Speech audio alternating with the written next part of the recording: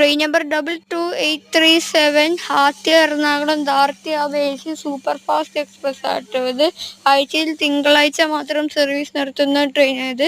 എല്ലാ തിങ്കളാഴ്ചയും വൈകിട്ട് 6:30 ഹാത്യയിൽ നിന്നെടുത്ത് അറൗണ്ട് 2245 കിലോമീറ്റർ ട്രാവൽ ചെയ്ത് ബുധനാഴ്ച രാവിലെ 9:45 നമ്മൾ ഈ ട്രെയിൻ എറണാകുളം സൗത്ത് എത്തിക്കുന്നതാണ്. അതുപോലെ ഈ train number 22838 Ernakulam Hatia Dharti Aaba AC super fast express ആയിട്ടും പോകുന്നുണ്ട്.